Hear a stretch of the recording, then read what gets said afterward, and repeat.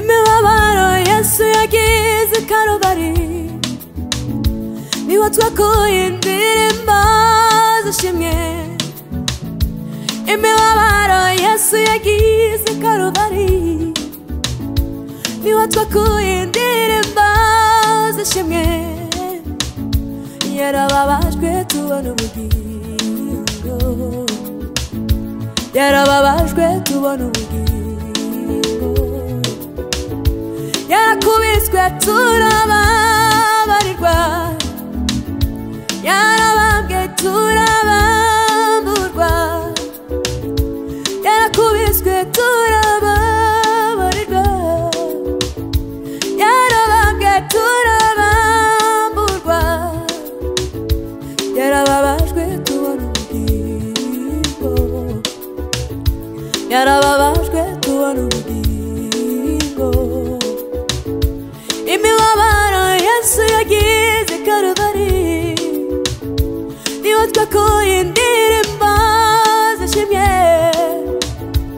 imibabaro Yesu yagize i Karuvali niho twakuye indirimbo z'ishimwe yarababajwe turababarirwa yarababajwe tubona ubugingo yarakubiswe turababarirwa yarabambwe turabamburwa yarakubiswe turababarirwa yarabambwe turabamburwa yarababajwe tubona ubugingo yarababajwe tubona ubugingo oh yarababajwe tubona ubugingo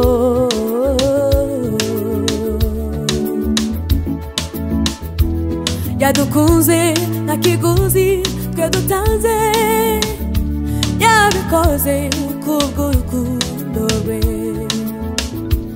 yadukunze nta kiguzi twe dutanze yabikoze kubw'urukundo rwe imirimo yakorewe i Karuvali niyo ndirimbo yuzuye umutima wanjye yadukunze nta kiguzi twe dutanze yabikoze kubw'urukundo rwe imirimo yakorewe i Karuvali niyo ndirimbo yuzuye umutima wanjye muze mwibire mu maraso ya Yesu murakira mubona ubugingo muze twibire mu maraso ya Yesu turakira tubona ubugingo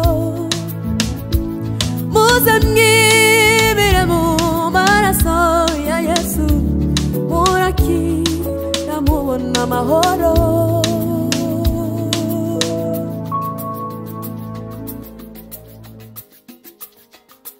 ikiganiro Imana yo mu ijuru yongere ivugane n'imitima yacu Imana yo mu ijuru yongere iduhembure Imana yo mu ijuru yongere itugirire neza muri uwo mwanya reka dusenge Uwiteka Imana ikomeye Imana y'icyubahiro mu izina rya Yesu Kristo twongeye kuza imbere yawe mwami duciye bugufi cyane twongeye kuza muri cyubahiro cyawe mwami kuko urabikwiriye mu isi no mu ijuru ndetse n'ikuzimu barakubaha kuko uri Imana ishoboye byose uri Imana yacu uri ibyiringiro byacu uri agakiza kacu mwami turakunezerewe muri aka kanya mwami turakwinginze bana natwe vugana n'imitima yacu hembura ubuzima bwacu duteze intambwe kandi duhindurire ubuzima urakoze cyane Mana mu izina rya Yesu dusenze amina Imana ishimwe cyane iki ni umunsi mwiza Uwiteka yaturemeye kugira ngo tuyishimiremo Imana iradukunda Imana itwitaho Imana idufitiye ijambo ryiza cyane, ijambo ryo kudukomeza, ijambo ryo kuduhumuriza, ijambo ryo kuduteza intambwe. Reka tudatinze dusome ijambo ry'Imana muri Yeremiya igice ni icya 29 no ku murongo wa 11. Yeremiya 29 no ku murongo wa 11. Ahubwo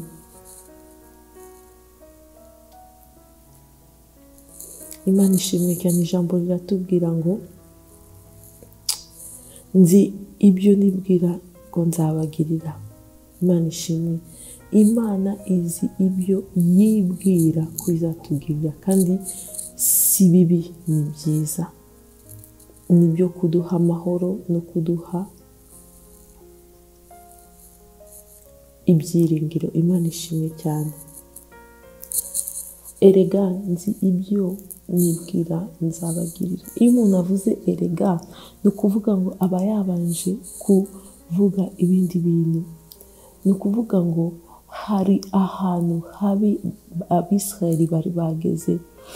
Ni ukuvuga ngo Abisirayeli bari banyazwe, Abisirayeli bari bagiye i Babuloni, Abisirayeli bari bavuye mu gihugu cyabo, bari batatanye. Ariko Imana yongera kubasubiraho bundi busha, irababwira ngo erega nzi ibyo nibwira nzabagirira, ni amahoro, si bibi, kugira ngo mbareme umutima y'ibyo muzabona hanyuma. Ni Uwiteka avuga, amen. Uyu munsi wakire ijambo ry'Imana. Uwiteka aravugana n'umutima wawe. Byashoboka yuko ibintu ntabwo bimeze neza, byashoboka yuko uri ahantu hatameze neza, ariko uyu munsi Imana irakubwira ngo humura. Imana irakubwira ngo humura mwana wanjye, nubwo bimeze gutya ndi Imana yawe, nubwo bimeze gutya ndi Imana yawe, kandi ndagufashe, ndagukomeje, ngufatishije ukuboko kwanjye gukomeye, ngufatishije ukuboko kwanjye kw'iburyo. Ntabwo uzanyeganyega, ntabwo uzagwa, ntabwo uzanyeganyega, kubera yuko uri uwanjye. Uyu munsi Imana igufitiye ijambo ry'ihumure. Imana irakubwira ngo humura, humura nubwo bimeze bityo. Imana iri kumwe nawe, Imana iri kumwe nawe. Nubwo wasigaye uri wenyine, ariko Imana yabanye nawe. Imana yabanye nawe mu bupfubyi, Imana ibana nawe, ubasha kwiga, ubasha gukura, ubasha gushaka, Imana igukorera ubukwe udafite hepfo na ruguru, udafite imiryango, ariko Imana ibana nawe. Ariko n'uyu munsi Imana irimo kongera kukubwira ngo humura, ngo nzi ibyo nibwira nzakugirira, kandi ni amahoro. Imana idufitiye umugambi mwiza w'amahoro. Imana idufitiye umugambi mwiza w'amahoro, si bibi. Ibyo Imana itwifurizaho si bibi, ni byiza cyane. Kuko nubwo bimeze gutya, wirebesha amaso y'umubiri, wirebesha amaso y'umubiri, gerageza urebeshe amaso y'umutima cyangwa se amaso y'umwuka. Ni ukuvuga ngo umuntu n'umwuka, akaba afite ubugingo, akaba atuye mu mubiri. Nk'uko dufite ingingo zose z'umubiri, mu mubiri tubasha kumva, mu mubiri tubasha kureba ibitukikije, mu mubiri tubasha kuvuga, mu mubiri tubasha kumva. Nuko no mu mwuka bimeze. Mu mwuka dufite ibi bice byose by'umubiri, turabifite no mu buryo bw'umwuka. Dufite amaso y'umwuka, niyo mpamvu usinzira hanyuma ukarota uri ahantu, ukarota uri mu kindi gihugu, ukarota urimo gukora ibintu, ukarota Imana ikavugana nawe. Ni ukubera ko Imana ibivugana n'umwuka wawe, Imana ibivugana n'umwuka wawe. Niyo mpamvu imbaraga z'umuzuko zikora ahantu hose. Nubwo Yesu yabwiye mushiki wa Lazaro, aramubwira ngo nubwo wapfa, unyizera wese nubwo yapfa azongera abeho. ese ibyo urabyizeye? Uyu munsi Imana irifuza yuko uwizera. Kwizera no kureba ibyo Imana ikubwira akaba ari byo uha agaciro cyane kurusha ibyo urebesha amaso. Byashoboka yuko urebesha amaso ukabona nta gisubizo imbere n'inyuma, nta gisubizo mu miryango, nta gisubizo ahantu hose, nta gisubizo ufite, ariko Imana igufitiye igisubizo. Imana igufitiye inkuru nziza, Imana igufitiye umugambi mwiza, Imana ifite umugambi w'amahoro ku buzima bwawe. Imana ifite umugambi wo kukugirira neza. Ibyo Imana ikugambiriraho ntabwo ari bibi, ni byiza, ni byiza. Nubwo wapfushije abantu bose, ariko byashoboka yuko nubwo igiti cyatemwa cyakongera kigashibuka, ukongera ukabaho kandi ukabaho neza. Imana idufashe cyane. Nubwo urebesha amaso ukareba COVID, ibintu byose yarabihombeje, ukareba ukuntu wahagaritswe ku kazi, ukareba ukuntu nta byiringiro, ukareba ukuntu nta rubyaro, ukareba ukuntu ubukwe bwaratinze, nta mugabo, nta fiancé, ariko reka nkubwire, uyu munsi ndashaka kukuremesha umutima. Nubwo bimeze gutya, mu ijuru hari Imana. Nubwo bimeze gutya, Yesu ni umwami. Yesu aracyari ku ntebe y'imbabazi. Yesu aracyari ku ngoma. Nta kintu cyabaye, mu by'ukuri nta kudeta cyabaye, nta kintu cyabaye. Imana iri kumwe nawe, kandi kubwo Imana iri kumwe nawe, nizo mbaraga zawe, nizo mbaraga zanjye. Imana yacu ni muzima. Imana idufashe cyane. Ngo nzi ibyo nibwira nzakugirira si bibi, ni iby'amahoro, kugira ngo nguremere umutima. Haleluya. Hari igihe Imana ijye yemera ibintu bikaba, ibintu bibabaje cyane bikaba, tugapfusha, tugahomba, tukava mu kazi, ariko reka nkubwire, uyu munsi ngufitiye inkuru nziza. Nubwo bimeze gutya, Imana igufitiye umugambi mwiza, kandi nubwo bimeze gutya, Imana igufitiye umugambi w'amahoro. Imana igufitiye umugambi wo kukwagura, Imana igufitiye umugambi wo kongera kukwagura, kongera gutuma uragwira mu miryango, uragwira mu bukungu bwawe, urongera ugwire. Nubwo bimeze gutya, nubwo business itagenda, ariko uyu munsi Imana irifuza yuko ubyizera. Imana yifuza ko utarebesha amaso y'umubiri, utareba ko bidashoboka, utareba ko nta gisubizo gihari, ariko urebe ko Imana irimo kukubwira uyu munsi. Imana irakubwiye ngo humura. Nubwo waca mu gikombe cy'igicucu cy'urupfu, nzabana nawe.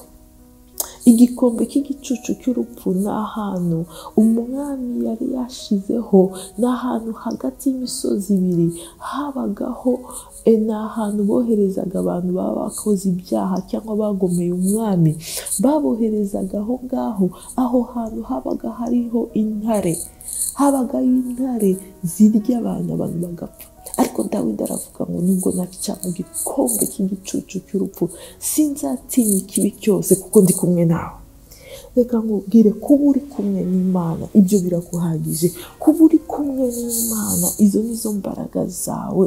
Kuba Yesu muri kumwe, kuba warakiriye Yesu akakubera umwami, ibyo nizo mbaraga zawe. Rero humura. Nubwo waca mu gikombe cy'igicucu cy'urupfu, nubwo wapfushije abantu bose, nubwo wasigaye uri wenyine, Imana uyu munsi irakubwiye ngo ndongera. Nubwo igiti cyatemwa, byashoboka ko yongera igashibuka. Wowe ikomeze ku Mana gusa, wowe komera ku Mana, ongera wegera Imana. Imana ikomeze igukomeze. Imana ikuyeho inzitizi zose, Imana ikuyeho ibintu byose byakubuzaga gutera imbere kandi mu buryo bwose, gutera imbere mu buryo bw'umwuka, gutera imbere mu buryo bw'umubiri, gutera imbere mu buryo bwose, mu buryo bw'imikorere. Imana yongeye kuguteza imbere. Imana yongeye guteza imbere. Imana iravuze ngo ikuyeho inzitizi zose, ikuyeho ibyakubuzaga, ikuyeho imipaka yose. Imana yongeye kukugarukaho. Imana ishimwe cyane. Nubwo waca mu gikombe cy'igicucu cy'urupfu, ntuzatinya ikibi cyose kuko uri kumwe n'Imana. Izo nizo mbaraga zacu, nuko turi kumwe nayo. Turi kumwe n'Imana, izo nizo mbaraga zacu. Imana ishimwe cyane. Imana yaravuze ngo ntabwo nzagutererana, ntabwo nzaguhana. Nubwo waca mu mazi ntabwo azagutembana, nubwo waca mu muriro ntabwo umuriro uzagutwika, kuko turi kumwe. Uyu munsi wizere ihumure ry'Imana, uyu munsi wizere imbabazi z'Imana, uyu munsi wongere wizere ko Imana igukuriyeho imipaka yose. Imana igukuriyeho imipaka ishaka kukubuza gutera imbere mu buryo bwose, imipaka ishaka kukubuza gutera imbere mu buryo bw'umwuka, ubuzima bwawe bwo mu mwuka. Imana yongeye kuguteje imbere mu izina rya Yesu. Imana yongeye iteje imbere ubuzima bwawe bwo gusenga. Imana ishimwe cyane. Imana iguteje imbere mu buzima bwawe bwo kuyisenga. Imana ishimwe cyane. Imana ikongereye imbaraga zo gutegeka imisozi ikavaho, imbaraga zo tegeka ibibazo bikakurwaho mu izina rya Yesu Kristo. Imana yongeye kuguteza imbere mu buryo bwo gusenga, mu buryo bwo gusoma ijambo ry'Imana, mu buryo bwo kuyikorera, mu buryo haleluya. Imana iguteje imbere mu buryo bwo gusabana n'Imana no gusabana n'abantu bayo. Imana iguteje imbere mu buryo bwose. Uyu munsi kubwiye ngo humura mwana wanjye, nubwo bimeze gutya, nubwo waca mu muriro, tuzaba turi kumwe. Shadrach, Meshach na Abednego baciye mu muriro. Ntutekereze ko byari byoroshe, ntabwo byari byoroshe kwemera kujya mu itanura ry'umuriro. Umwami yaravuze ngo ngiye kubara gatatu. Nimara kubara gatatu, nimwumva bavuze amakondera, bavuza bacuranga ibintu byose bicurangwa, muzahite mwubama musenge kiriya kigirwamana. Ntabwo byari byoroshye kuguma uhagaze, igihugu cyose kikureba uhagaze, kandi umwami yategetse, kandi umwami yavuze ngo utazumvira aramujugunya mu itanura ry'umuriro. Ni ukuri ntabwo byari byoroshye, ariko baremera baravuga ngo umwami. Nubwo bimeze gutya, wivunika umwami kongera gutegeka ngo abacuranzi bongere bacurange. Reka tukubwire, turiteguye kandi tuzi ko Imana yacu ifite ubushobozi. Reka nkubwire inkuru nziza, Imana yawe ifite ubushobozi bwo kugukiza ibyo byose urebesha amaso yawe. Kandi isezerano nyamukuru ni uko Imana izongera kuduhuza n'abacu bose. Imana izongera iduhuze n'abacu twatakaje, kuko kubera ko Yesu yazutse, Yesu yadutsindishiriza urupfu. Yesu yadutsindishirije urupfu. Urupfu nta bukana bugifite ku bari muri Kristo Yesu. Abari muri Kristo Yesu nta mbaraga urupfu rubafiteho. Upfira muri Kristo Yesu wese ntabwo abapfuye, mu by'ukuri aba yasinziriye, kuko haleluya, hari umunsi tuzongera kubonana n'abacu batubanjirije. Imana ishimwe cyane. Wowe ihangane, wowe babarira kandi wibagirwe, wowe wikomeze ku Mana. Imana izakugirira neza kandi uzongera ubonane. Reka nkubwire inkuru nziza. Nizera mu mutima wanjye kandi nizera ntashidikanya na gato yuko Yesu ari hafi yo kugaruka. Yesu ari hafi cyane yo kugaruka. Umuririmbyi yaratubwiye ngo menya ibyo bimenyetso bigaragaza kugaruka kwa Yesu. Menya ibyo bimenyetso bigaragaza kugaruka kwa Yesu. Icyo kintu ndakizeye cyane yuko Yesu ari hafi cyane yo kugaruka. Kandi reka nkubwire, kuzamurwa kw'itorero ntabwo ari ubwa mbere ibyo bintu byaba bibaye. Ntabwo ari ubwa mbere muri Bibiliya ibyo bintu byaba bibaye. Kuzamurwa, ari abantu benshi bazamutse bigeze kuri 6 muri Bibiliya. Ari inshuro 4 byamaze kuba, ari izindi inshuro 2 Bibiliya itubwira yuko kuzamurwa kuzaba. Ari kuzamurwa, haleluya, kuzaba. kandi si ubwa mbere ibyo ngibyo bibaye. Imana ishimwe cyane. Ubwa mbere umuntu wa mbere wazamutse ni umuntu witwa Enoki. Enoki, ijambo ry'Imana riratubwira ngo Enoki yabayeho imyaka 365 amaze kubyara we umwana we wa mbere mu myaka 65. Byashoboka yuko urimo kwiheba, yuko ugushaka kwatinze, ubukwe bwawe bwatinze, urubyaro rwatinze, ariko reka nkubwire, yabyaye umwana we ku myaka 65 nibwo yabyaye umwana we wa mbere. Kandi amaze kubyara umwana we wa mbere yabonye Imana, yabonye icyubahiro cy'Imana, kuko nibwo yatangiye kugendana n'Imana. Ijambo ry'Imana riratubwira ngo yagendanye neza n'Imana imyaka 300.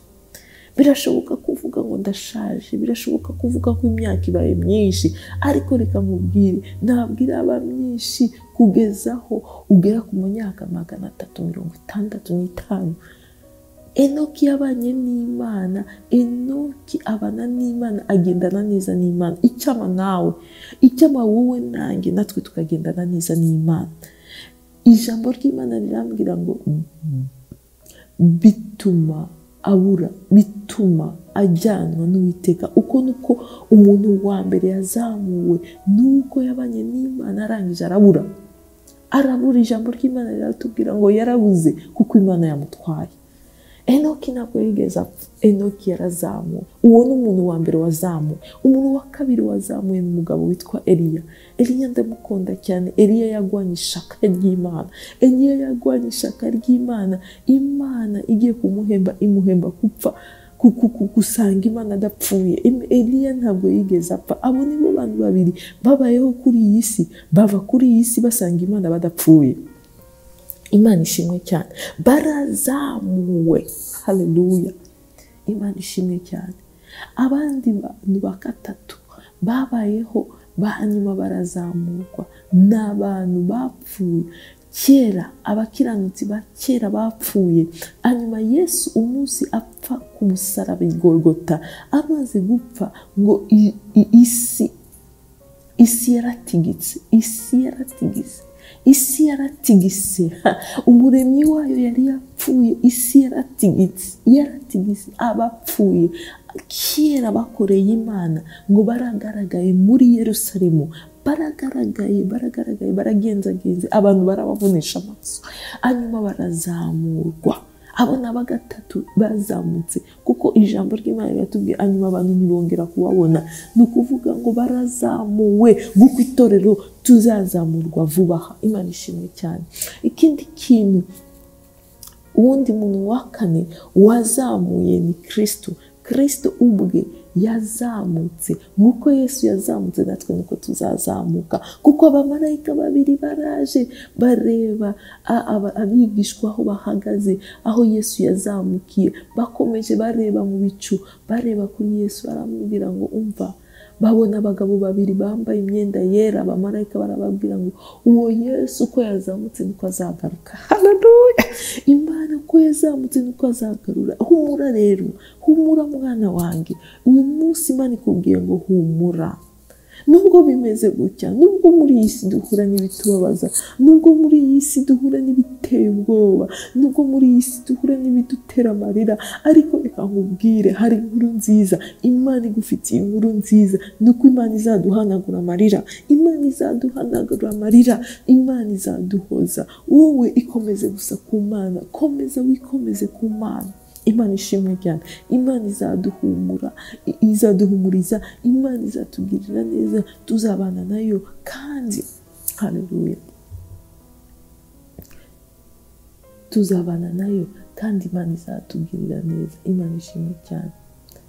Imana ishimwe cyane. Humura nubwo bimeze gutya, Imana iri kumwe nawe. Humura, ntabwo izakureka, ntabwo izagutana. Uyu munsi kubwiye ngo nzi imigambi myiza ngufitiye, nzi imigambi myiza ngufitiye. Iri jambo rirankomeje cyane, iri jambo riranejeje cyane, ngo umva, nzi imigambi ngufitiye, kandi iyo migambi ngufitiye ni myiza, n'ay'amahoro, si ay'ibibi.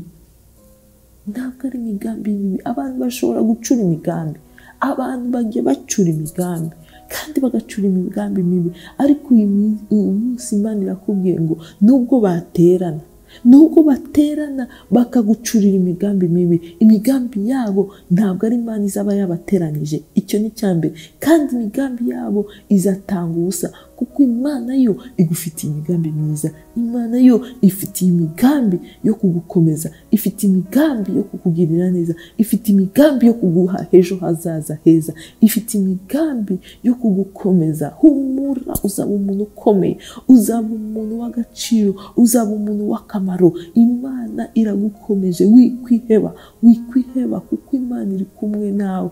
Imana yaragukoreye, ariko n'ubu iracyakora kandi ikwemereye inkunga y'uko izakomeza ibane nawe. Rero humura mwana wanjye, humura, witerwa ubwoba n'ibyo byose. Urebesha amaso yawe, rebesha amaso y'umutima, rebesha amaso y'umwuka. Umukozi w'Imana Elisa yabanaga n'umwana witwa Gehazi. Hanyuma ingabo za Siriya ziraza zirabakota.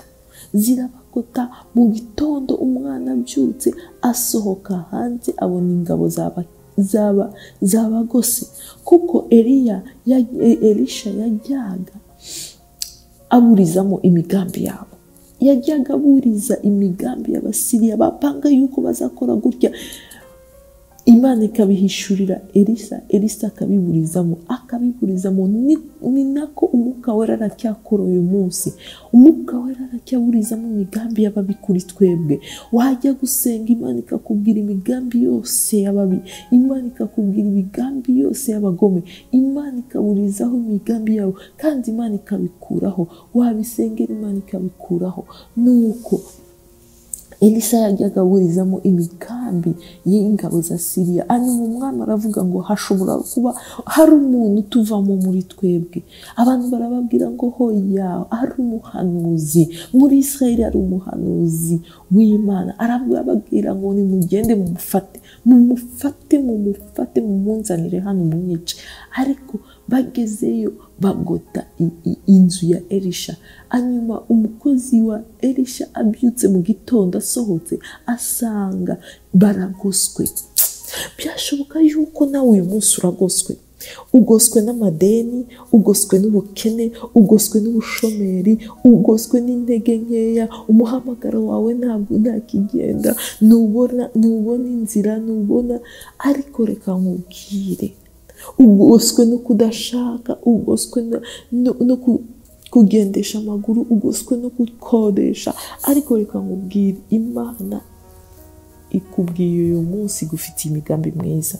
Imana igufitiye imigambi myiza, imigambi yo kuguteza imbere, imigambi yo kukwagura, imigambi yo haleluya, kugira ngo impamvu waciye muri biriya byose, Imana yarimo kugutegurira umutima wo kwakira ibyo uzabamo, imitima yo kwakira imigisha yawe, kuko hari abantu batabasha kujera imigisha. Hanyuma izo ngabo zigeze kuri Elisha Gehazi agira ubwoba. Witerwa ubwoba n'ibyo urebesha amaso. Hanyuma umukozi w'Imana Elisha asenga Imana, arabwira ngo Mana muhumura amaso.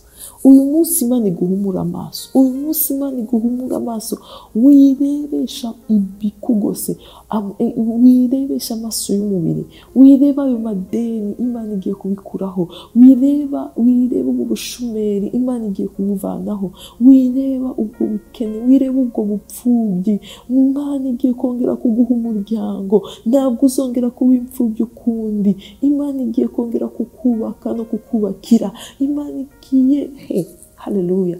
Imana irakubwiye ngo ese ko ngiye kukubaka, nikubaka uzaba wubakitse koko? Umva, uyu munsi Imana irakubwiye ngo Imana nikubaka uzaba wubakitse koko. Imana igiye kongera kukubaka. Imana igiye kongera kukubaka mu mwuka. Imana igiye kongera kukubaka mu bugingo. Imana igiye kukubaka mu mubiri, kandi Imana nikubaka uzaba wubakitse koko. Imana ishimwe cyane.